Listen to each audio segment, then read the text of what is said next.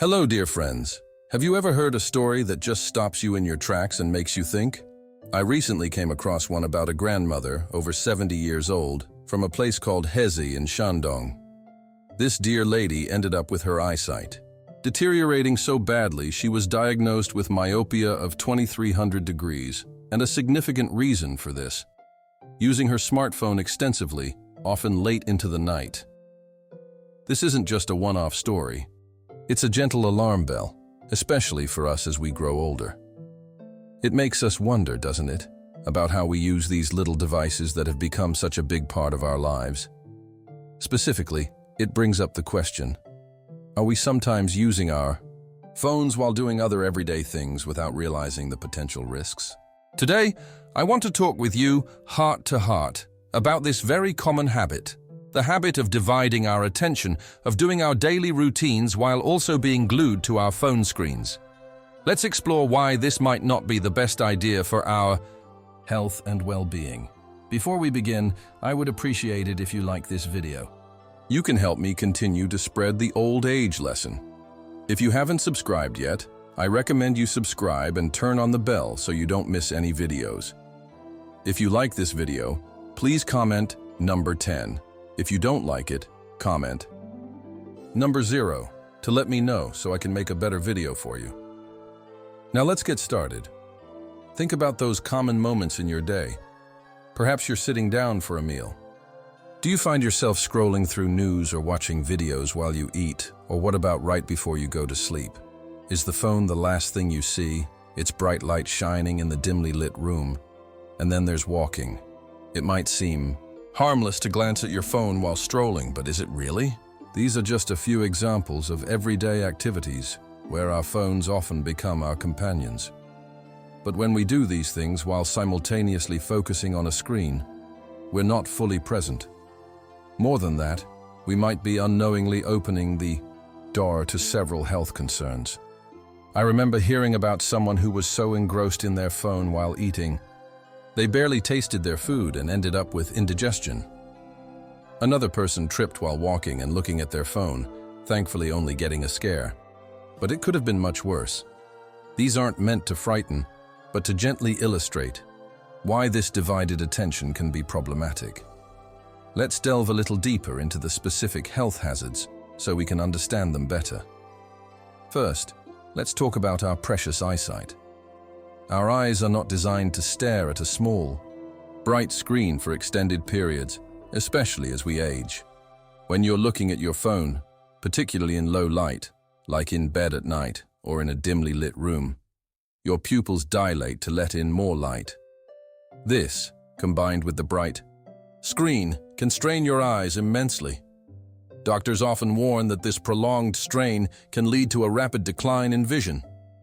It can exacerbate conditions like dry eyes, and in more serious cases, contribute to the development or worsening of cataracts and even increase the risk of glaucoma. Imagine your eye muscles constantly working overtime, trying to focus on tiny text or fast-moving images. Over time, this takes a toll. Some studies suggest that hours spent on screens can significantly speed up age-related vision problems. Next, let's consider our neck, our cervical spine. As we get older, it's natural for our spine, including the vertebrae in our neck, to experience some wear and tear. This is a normal part of aging. However, when we spend a lot of time looking down at our phones, we're putting a lot of extra stress on our neck. Think about the posture, head bent forward, shoulders hunched. This position changes the natural curve of our cervical spine. Over time, this can lead to persistent neck pain, stiffness, and even reduced mobility. You might notice aches that weren't there before, or find it harder to turn your head comfortably. This is often a sign that our phone habits are affecting our physical structure. Doctors call this tech neck, and it's becoming increasingly common. But the concerns don't stop there. There are other health issues that can arise from this seemingly harmless habit. One common problem is dry eye syndrome. When we're engrossed in our phones, we tend to blink less. Blinking is essential for keeping our eyes moist and healthy. Less blinking means drier eyes, leading to irritation, a gritty feeling, and blurred vision. Another issue, particularly if you're sitting and using your phone for long periods, is the risk of lower limb deep vein thrombosis, or DVT. This is a serious condition where blood clots can form in the veins of your legs due to prolonged inactivity. While it might seem extreme, being sedentary for hours with your phone can contribute to poor circulation. Then there are issues like tendonitis in the thumbs or wrists from repetitive scrolling and typing, often called texting thumb. And even shoulder problems or shoulder periarthritis can be aggravated by holding your phone in awkward positions or by the hunched posture we often adopt. The data on these conditions is growing as more people of all ages spend more time on their devices. The impact on our overall physical well-being is something we really need to consider. Now, hearing all this might make you feel a little concerned, and that's understandable. But my purpose here is not to make you want to throw your phone away. These devices are incredibly useful for staying connected, for learning, and for entertainment. The key is to use them wisely and mindfully. So let's talk about some positive steps we can take. This is our self-help moment.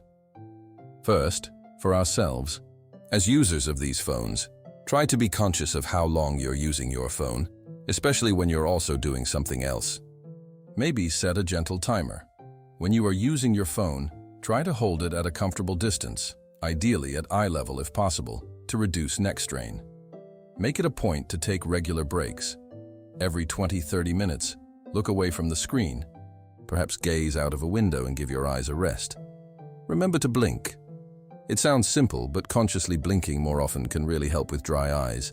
And very importantly, get your vision checked regularly by an eye doctor. This can help catch any issues early on. Now, a word for our wonderful family members and loved ones. Your role is so important. Sometimes the most valuable thing you can offer is your time and presence. Spend quality time with your elderly loved ones. Engage in conversations, share stories. This reduces the reliance on screens for companionship. Gently, guide them towards healthier lifestyle choices.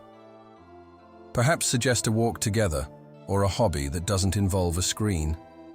You can also help them become more aware of online safety, which is another aspect of phone use. Your support and understanding can make a huge difference in helping them cultivate a balanced relationship with technology. So, to bring it all together, my dear friends, we've seen how multitasking with our phones during daily activities, while eating, before bed, while walking, can unfortunately bring a host of health challenges. From strained eyes and worsening vision to neck pain and other physical ailments, the risks are real, though often subtle at first.